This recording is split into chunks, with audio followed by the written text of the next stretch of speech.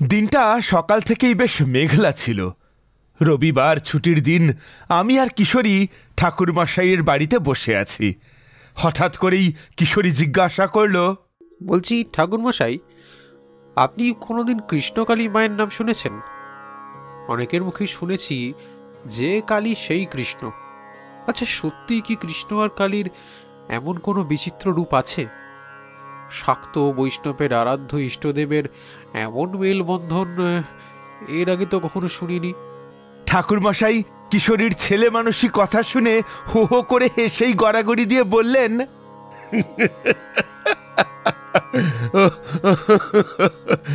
এক এক সময় এমন এমন কথা বলো না, যা শুনলে মনে হয় তোমার বয়সটাই বেড়েছে, শুধু মনে মনে তুমি ছোকরাই আছো।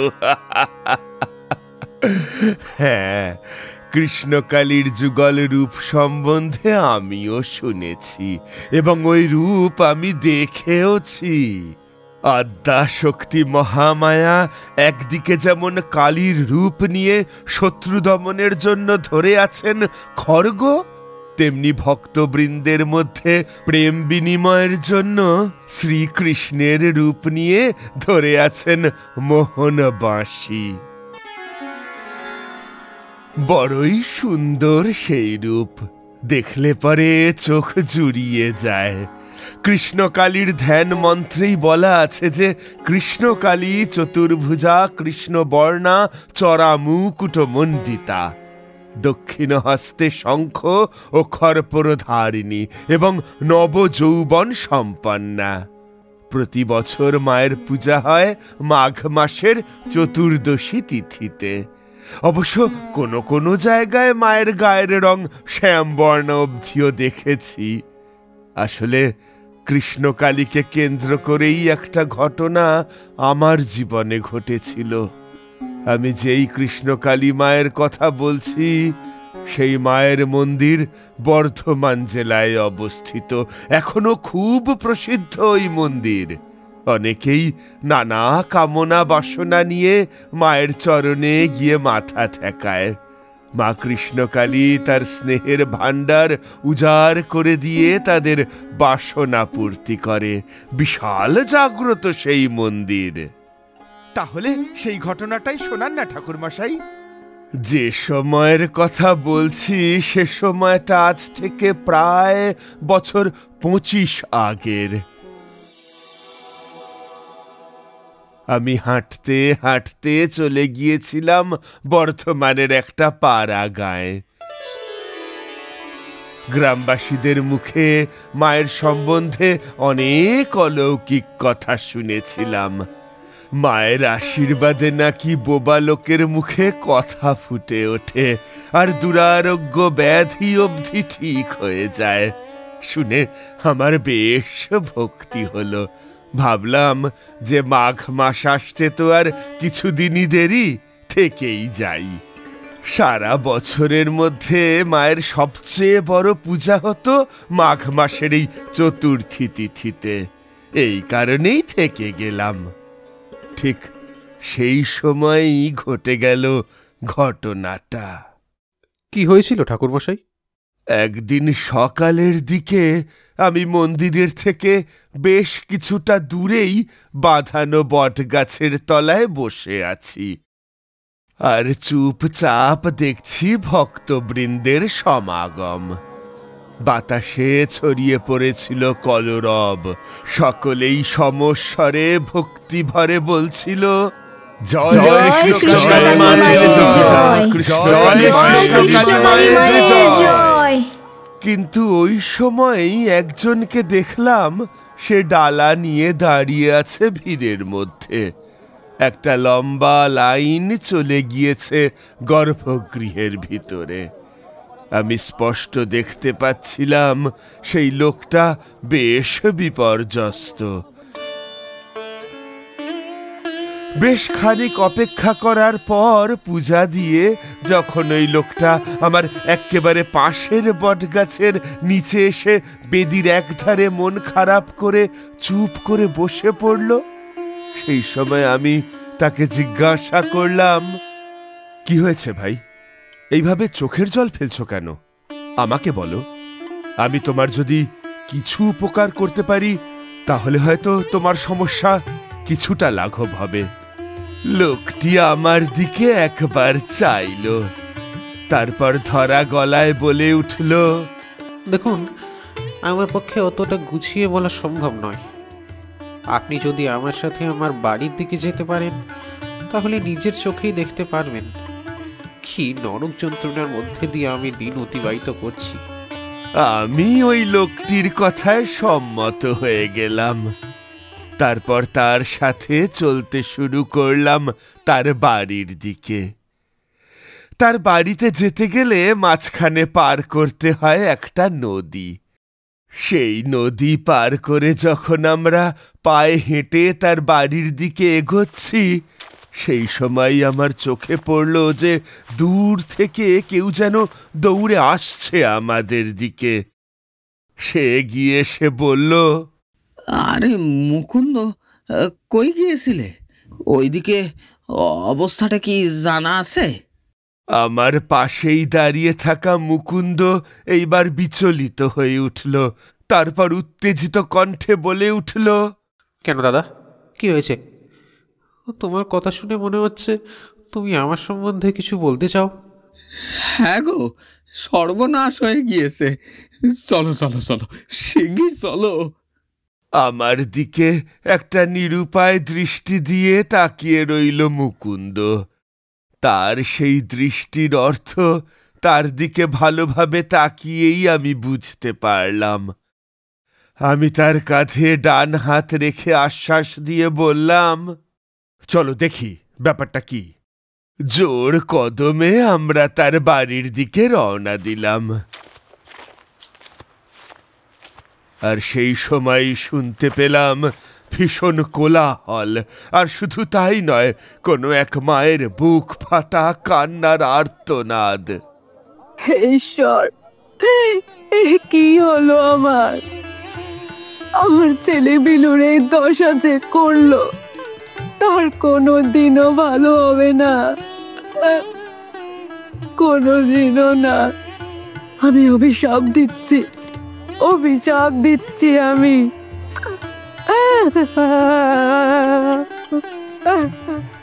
লক্ষ্মী ছাড়া মেয়ে, অচ্ছুত মেয়ে একটা। তোকে আমি পুলিশে দেব, ডাইনি কোথাকার। মরে যা না, তোকে এই গ্রামে এক ঘরে রাখবো। চলে যা, চলে যা। শেষের কথাগুলো যে বলছিল, সে ওই ক্রন্দনরত মেয়েটিকে একদিকে যেমন সান্ত্বনা দিচ্ছিল, তেমনি নিজের মনে রেগে উঠে সেই কথাগুলি বলছিল। আমি গিয়ে দেখলাম যে বাড়ির পাশেই একটা শিরীষ গাছ আছে। ওই গাছেই দড়ির সাথে ঝুলছে একটা বছর 15-র ছেলে। তার মুখটা মৃত্যু যন্ত্রণায় ফ্যাকাশে হয়ে গিয়ে কঠিন হয়ে গিয়েছে। জিভ একদিক দিয়ে বেরিয়ে এসেছে, আর বাতাসের ঝোঁকে দুলছে ওই ছেলেটির নিথর দেহ। আমি ব্যাপারটা দেখেই অবাক হলাম। মুকুন্দ এইবার তার হাতে থাকা পূজার ডালিটি আমাকে দিয়ে ছুটতে গেল। কি হয়েছে? আপনারা এইভাবে আমার স্ত্রীকে অপমান করছেন কেন? ওই দেখ, চলে এসেছে মিনসে। এই যে মুকুন্দ, তোমার এই রাক্ষসে বউকে এইবার এইখান থেকে নিয়ে চলে যাও। আমাদের প্রাণটা একটু জুড়ুক। কোন লজ্জায় তুমি আবার কৈফিয়ত চাইতে এসেছো? হ্যাঁ, লজ্জা নেই? তোমার বউ আমাদের গ্রামের বিলুকে যে ওইভাবে খুন করে দড়ির সাথে ঝুলিয়ে দিলে গাছের ডালে, আর একটা মায়ের কোল খালি করলে, এইবার কি জবাব দেবে তার? হ্যাঁ, আমি দেখলাম যে দাওয়ার উপর বসে সামনের দিকে চুল এলো করে গোঙাচ্ছে একটি কম বয়সী মেয়ে।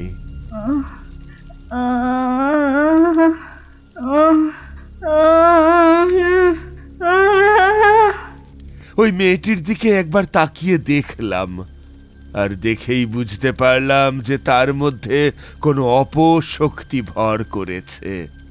চারিদিকে গ্রামবাসীরা তার নামে এত ভৎসনাপূর্ণ মন্তব্য করছে, তাতে তার কোনো রকম ভ্রুক্ষেপ নেই।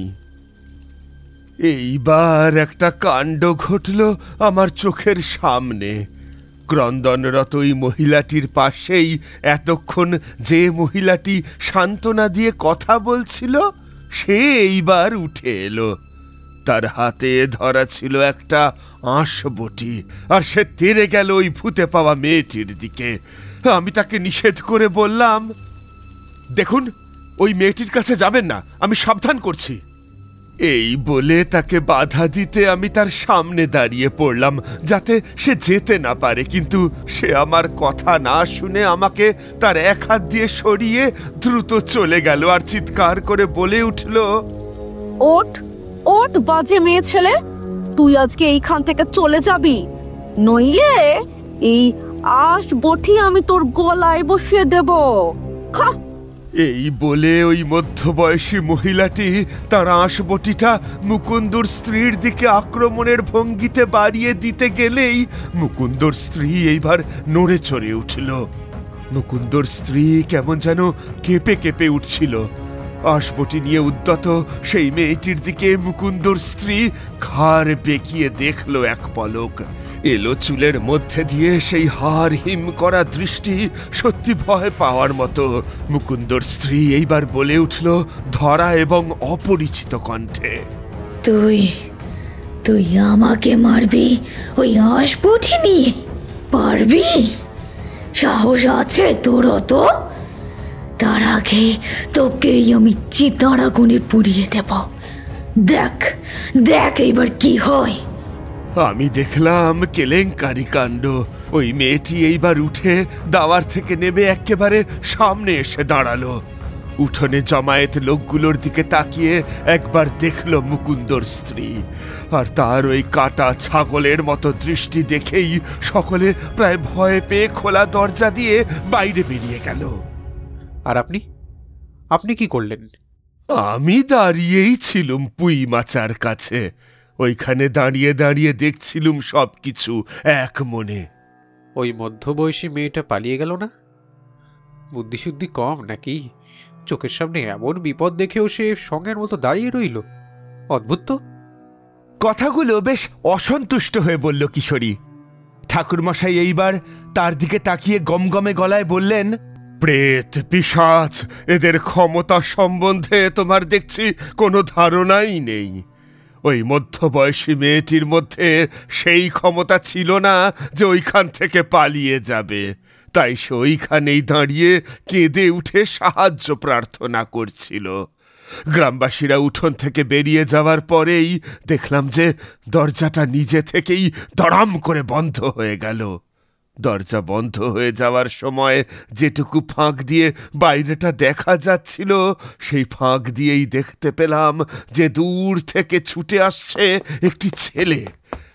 সে ছুটে এসে বাইরে থেকে দরজার উপর প্রচণ্ড আঘাত করতে লাগলো, আর কাঁদতে কাঁদতে বলতে লাগলো, মা, ও মা, তোমার কি হয়েছে? হ্যাঁ, কি হয়েছে মুকুন্দদা? দরজাটা খুলছে না কেন গো? হ্যাঁ, দরজা খোলো, দরজা খোলো। আমার মাকে ছেড়ে দাও, ছেড়ে দাও আমার মাকে। আমার মায়ের কিছু হয়ে গেলে আমি কি করব? হ্যাঁ, আমার মাকে ছেড়ে দাও, ছেড়ে দাও আমার মাকে। ওরে বাবু, তুই পালিয়ে যা রে, ওই রাক্ষসী যে তোকেও শেষ করে দেবে। ভিতর থেকে ওই মধ্যবয়সী মহিলাটি বলে উঠল। কিন্তু ছেলেটি বেশ নাছোড়বান্দা। সেইবার বাড়ির পাঁচিল দিয়ে উপরে উঠে যেই না ঘরের মধ্যে প্রবেশ করতে যাবে, ঠিক সেই সময়ই মুকুন্দর স্ত্রীর চোখ থেকে বেরিয়ে এলো এক বৈদ্যুতিক দ্যুতি। আর ওই দ্যুতিতে সেই ছেলেটি ছিটকে পড়ল, আর আমার চোখের সামনে ওই আঁশবটিটা এইবার বাতাসে ভেসে উঠল। আমিও প্রস্তুত ছিলাম। আমি নিজের কাঁধে ঝুলিয়ে রাখা শালুর ঝোলা থেকে বার করলাম একটা সুতো, আর ওইটা মন্ত্র দ্বারা সিদ্ধ করে ছুঁড়ে দিলাম।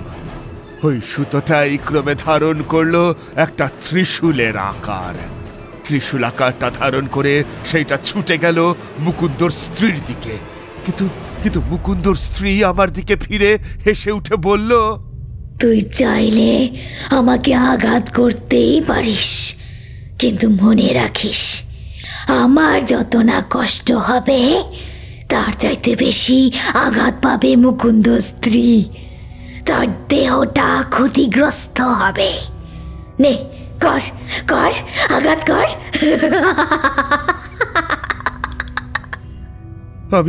আমি বাধ্য হলাম ওই ত্রিশূলটা ফিরিয়ে নিতে।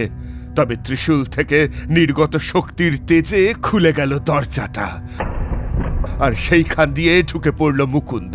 আমার দিকে ছুটে এসে আমাকে বাধা দিয়ে বলে উঠল, না ঠাকুরমশাই, আমার স্ত্রীকে কিছুতেই আপনার দ্বারা নিক্ষেপিত অস্ত্র দিয়ে ঘায়েল হতে দেব না। আমি ঝোলা থেকে কিছু একটা বের করতে যাওয়ার সময় সে আমার হাতটা চেপে ধরল। তখন তার উন্মাদ দশা। আমি ওই মধ্যবয়সী মহিলাটিকে বাঁচাবার জন্যই সব কিছু করতে চাইছিলাম, কিন্তু সে আমাকে বাধা দিচ্ছে দেখে তাকে নিজের গায়ের শক্তি দিয়ে ফেলে দিলাম মাটিতে। তারপর আমি হাতের মধ্যে মুষ্টিবদ্ধ গুঁড়োটা ফু দিতেই মুকুন্দর স্ত্রী ওইখান থেকে ছুটতে বেরিয়ে গেল বাইরে। আর শূন্যে ভাসমান ওই আঁশবটিটা নেমে এলো সেই মধ্যবয়সী মহিলাটির গায়ের উপর। সে পড়ল মাটিতে, রক্তে ভেসে গেল উঠোন। কাছে গিয়ে দেখলাম ওই আঁশবটিটায় বেশ আঘাত পেয়েছে মহিলাটি। তার মৃত্যু হলো। দাহ সংস্কার কাজটা এরপর শেষ করা হলো। গ্রামের মধ্যে একটা আতঙ্কের পরিবেশ তৈরি হয়ে গিয়েছিল। আর ওই সময় শ্মশান থেকে ফেরার পথে নিজের মনেই মুকুন্দ বলে উঠল, ঠাকুরমশাই, আমার স্ত্রীর যে কি হয়েছে সেটা জানা নেই। এরকম একটা অন্ধকারের রাতে সে গিয়েছিল শ্মশানে তার এক কাকাকে দাহ করার কাজে। সেখান থেকে ফিরে আসতে দেরি করছে দেখে আমি তাকে হ্যারিকেন নিয়ে খুঁজতে বেরোই। নিশুতি রাতে ওই অন্ধকারে আমি যখন তাকে কিভাবে খুঁজে পাবো ভাবছি, তখনই শুনলাম শ্মশানের মধ্যে থেকে তার চিৎকার।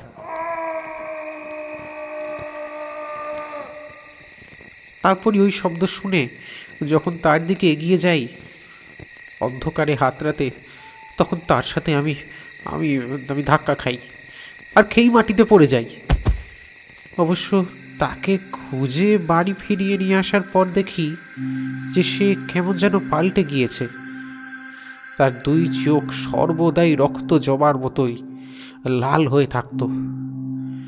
একদিন বাড়ি থেকে বাজারে যাচ্ছিলাম, ওই সময় সে বলে উঠল যে খোনা সুরে, ওগো একটু ইলিশ মাছ এনো তো, আমার না বড় ইলিশ মাছ খেতে মন চাইছে। জয় মা কৃষ্ণকালীর মায়ের জয়। কথাটা শুনে তখন আমার অস্বাভাবিক মনে হয়নি, কিন্তু মাছ নিয়ে ফিরে আসার পরে সে যখন ওই মাছটা নিয়ে যখন হেসেলের দিকে গেল আর দূর থেকে খচ খচ শব্দ করে মাছটা খাওয়ার শব্দ শুনতে পেলাম আমি, তখন সন্দেহ হলো। আমি চলে গেলাম হেসেলের ঘরে আর গিয়ে দেখি যে সে ওই মাছটা কাঁচাই সেবন করছে আর ঠোঁটের দুই ধার থেকে বেরিয়ে এসেছে সদন্ত।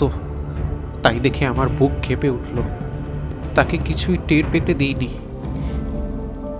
এবার ঠাকুরমশাই, আপনি দয়া করে বাঁচান। মুকুন্দর কথা শুনে আমার এইবার ধারণা হলো যে ওই মেয়েটিকে শ্মশানে থাকা কোনো পিশাচ ধরেছে। শ্মশান থেকে বাড়ি ফিরে এসে লোহা ছুঁয়ে তারপর ওই বাঁধানো বট গাছের তলায় ধুনি জ্বালিয়ে ভাবলাম যে রাত্রিটা অতিবাহিত করব। সেই সময় আমার কাছে এসে উপস্থিত হলো সেই ছেলেটি যার মাকে সদ্য দাহ করে এসেছিলাম। ছেলেটির নাম উমাচরণ। সে এসে আমার কাছে বসে পড়ল। তাকে দেখে আমি জিজ্ঞাসা করলাম, কি ব্যাপার, কিছু বলবে? ঠাকুরমশাই, আমি প্রতিশোধ নিতে চাই। আমার মাকে ওই পিশাচিনী শেষ করেছে। এইবার আমি তাকে যে কোনোভাবেই হোক না কেন শেষ করবই। তাই আপনি আমাকে যে করেই হোক ওই পিশাচিনীকে বধ করার একটা উপায় বলে দিন। আমি ওই পিশাচিনীকে শেষ করব। আমি তার মধ্যে একটা লাল রঙের জ্যোতি দেখতে পেলাম, আর সেটা দেখেই আমার মনের মধ্যে খেলে গেল একটা অনুভূতি। বিদ্যুৎ প্রভা দেখেই বুঝলাম যে তার মধ্যে তন্ত্র সাধনার চিহ্ন আছে। আর ওই সময় অন্ধকার বট গাছতলায় আমার কানের কাছে কেউ যেন একটা মন্ত্র বলে উঠল। মন্ত্রটা হলো, জয় মা চতুর্ভুজা কৃষ্ণকালী মায়ের জয়। ছেলেটিকে বললাম, ঠিক আছে, তোমার ইচ্ছেই পূরণ হবে, কিন্তু সাহস আছে তো? পারবে তো এই কাজ করতে? আমি শুধু তোমাকে বলে দেব কি করতে হবে। হ্যাঁ, পারবো। ঠিক আছে, তুমি কালকে সন্ধ্যার দিকে চলে আসবে। শ্মশানের ঢোকার মুখে যে পাকুর গাছটা আছে ওইখানে। আমি চলে যাব। সে চলে গেলে পরে ওই দিন রাতেই স্বপ্ন দেখলাম যে কৃষ্ণকালী মায়ের মন্দিরে থাকা ঘণ্টাগুলো নিজে থেকেই বেজে চলেছে, আর সেইখান থেকে ভেসে আসছে শঙ্খধ্বনি আর সুন্দর গন্ধ। আর আমি ওইখানেই যেন কেমন ভাবে পৌঁছে গেলাম। ওইখানে এক মনে বসে আছি। সে সময় দেখলাম যে একদিকে শ্রীকৃষ্ণ আর মা কালী দাঁড়িয়ে আছেন, আর আমাকে আশীর্বাদ করছেন। এইবার ওই দুই রূপ একসাথে মিলে গিয়ে তীব্র জ্যোতির সৃষ্টি হলো। আমি চোখ ঢেকে নিলাম।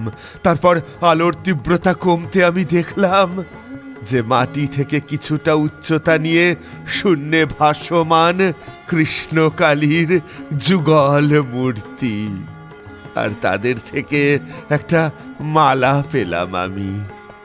আর চারিদিকে গুঞ্জিত হতে লাগলো, জয় মা কৃষ্ণকালীর জয়। শুধু মন্ত্র শোনাই নয়, মন্ত্রগুলো লেখার হরফে উজ্জ্বল তেজ বিকিরণ করতে করতে চারিদিকে ছড়িয়ে পড়েছিল। আর কোত্থেকে উলুধ্বনি ভেসে এলো।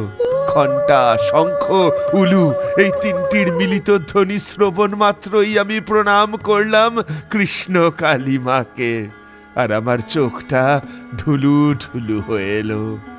আমি তন্দ্রার ঘরে ডুবে গেলাম। ঘুম ভেঙে দেখি যে গাছের নিচেই শুয়ে আছি, আর দিনের আলো ফুটে উঠেছে। কিন্তু কি মনে হতেই দেখলাম যে আমার গলায় সেই স্ফটিকের মালাটি উজ্জ্বল হয়ে আছে। এইটাই তো আমাকে মা কৃষ্ণকালী দিয়েছিলেন। আমি প্রণাম করলাম। মুকুন্দর কথা কিছু বললেন না? তার কোনো কাজ ছিল না? হ্যাঁ, ভালো কথা মনে করালে। আমার সাথে ওই দিন সকালেই মুকুন্দ দেখা করেছিল। তাকে আমি বলেছিলাম, মুকুন্দ, তুমি এক কাজ করো, একজোড়া শাখা এক দামে কিনে আনবে, তারপর ওইটা মায়ের কাছে নিবেদন করবে, আর ওই শাখাটা মায়ের হাতে পুরোহিতকে পরিয়ে দিতে বলবে। আমরা একটা ক্রিয়া করব, ওই ক্রিয়া করে তোমার স্ত্রীকে পিশাচ মুক্ত করব। তারপর সেই শাখাটি তাকে স্নান করিয়ে পরিয়ে দেবে তুমি, তাহলেই সে মুক্তি পাবে। এই কথা শুনে সে মাথা নেড়ে চলে গেল। ব্যাস, আর কি। ওই দিন সন্ধ্যের দিকে আমি মায়ের সেই অতীব জাগ্রত ত্রিশূলটা পুরোহিত মশাইয়ের কাছ থেকে চেয়ে নিয়ে চলতে শুরু করলাম শ্মশানের দিকে। আমি দেখলাম যে আমার আসার আগেই সেই ছেলেটিও চলে এসেছে। সে পরেছিল সম্পূর্ণ লাল রঙের কৌপিন। আমার সাথে এইবার সে প্রবেশ করল শ্মশানে। আশ্চর্য মনোবল! ওই ছেলেটির ছিটে ফোঁটা ভয় করল না। আমি এইবার সেই ছেলেটিকে একটি নিভে যাওয়া চিতার ওপর বসিয়ে দিলাম। চিতাটায় গতকাল দাহ করা হয়েছিল তারই মাকে। সেই চিতার ওপরেই সে বসল। আমি আনুষাঙ্গিক কিছু প্রস্তুতি নিয়ে তারপর চিতার সামনে জ্বালিয়ে দিলাম একটা প্রদীপ। কিন্তু প্রথমেই সেই প্রদীপটা এক সুযোগে জ্বালাতে পারছিলাম না। একটা দমকা হাওয়া এসে নিভিয়ে দিয়ে যাচ্ছিল। কিন্তু এইবার ওই প্রদীপটা আমি জ্বালাতে সক্ষম হলাম।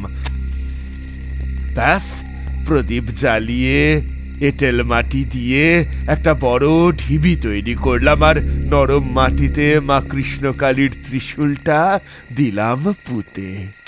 ওইটাই শক্তির উৎস হিসেবে কাজ করবে। ছেলেটি বসেই ছিল নির্বিকার ভাবে। তাকে এইবার বললাম, উমাচরণ, নিজের হাতে এইবার এই জলটা নাও, তারপর মন্ত্রটা পড়ো। সে আমার কথা মতোই হাতের তালুতে জল নিল, তারপর পড়তে শুরু করলো আমার বলা মন্ত্রগুলো। ওম হরিম শ্রীম কলিম মাদ্দকালিকা পরমেশ্বরীশা। মন্ত্রটা পাঠ করে আমার গলা থেকে সেই মালাটি খুলে দিলাম। মালাটি ধারণ করার পরেই সেই ছেলেটি এইবার চিৎকার করে উঠল, অর্থাৎ ত্রিশূল থেকে তার মধ্যে শক্তি প্রবেশ করছে। আর ঠিক তারপরেই সে নিজের থেকেই মালাটি জপ করতে করতে বলতে লাগলো, জয় মা কৃষ্ণকালী মায়ের জয়, জয় মা কৃষ্ণকালী মায়ের জয়, জয় মা কৃষ্ণকালী মায়ের জয়। সেই মন্ত্র পাঠ করতে করতে সে একেবারে সমাধিস্থ হয়ে পড়ল। দূর থেকে কয়েক জোড়া কালো শিয়াল এসে তাকে ঘিরে ধরল, আর মুহুর্মুহু বাজ পড়তে লাগলো। চিতার ভিতর থেকে ধোঁয়া বেরুচ্ছিল। ওই ধোঁয়া দেখে কিন্তু আমি প্রথম দিকে ভয়ই পেয়ে গিয়েছিলাম। কিন্তু এই হলো মায়া। এইবার গাছের থেকে উল্টো ভাবে ঝুলতে লাগলো কয়েকটা কঙ্কাল। ওই মন্ত্রই নিরন্তর জপ করে যাচ্ছিল। আমার ওই পরিবেশে কেমন যেন ঝিমুনি চলে আসছিল। এক সময় তন্দ্রা চলে এসেছিল, কিন্তু হঠাৎ করেই বাঁশির শব্দ কোত্থেকে ভেসে এলো। দেখলাম যে একটা নীলচে বর্ণের সুর তরঙ্গ, যেটা বাঁশির সুরের প্রতীকী রূপে আসছিল, সেইটা শুনে ধীরে ধীরে শ্মশানের গহীন অন্ধকার থেকে বেরিয়ে এলো মুকুন্দর স্ত্রী।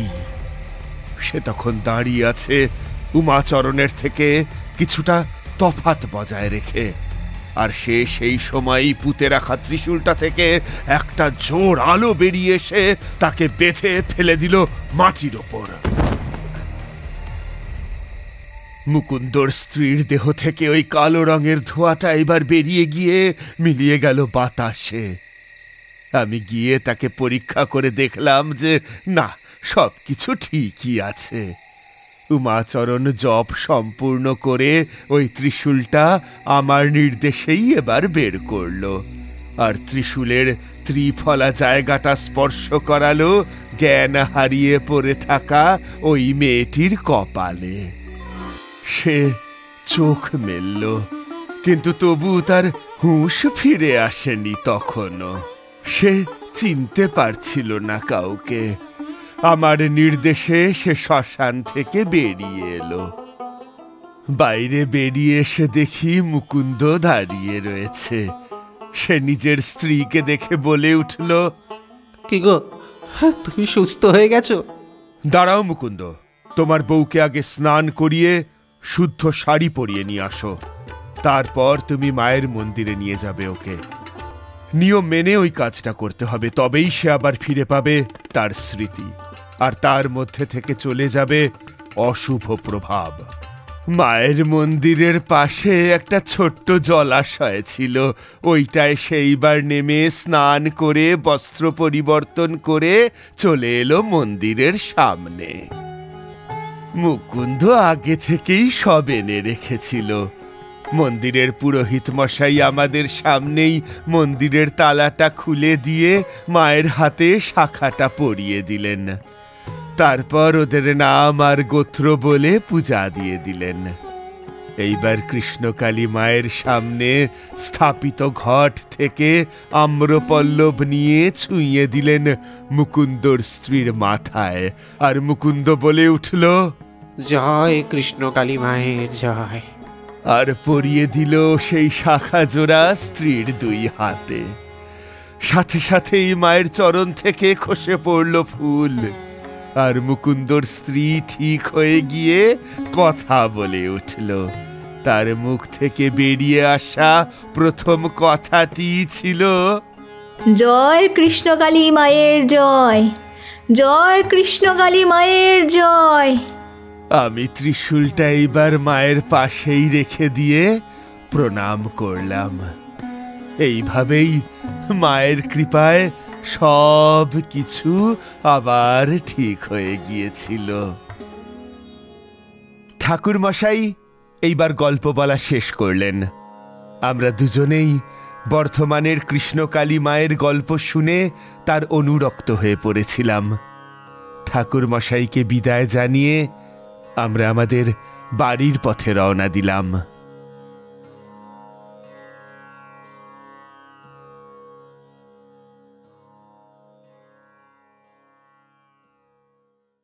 আমাদের এই গল্প যদি আপনাদের ভালো লেগে থাকে তাহলে অবশ্যই লাইক করবেন এবং শেয়ার করবেন।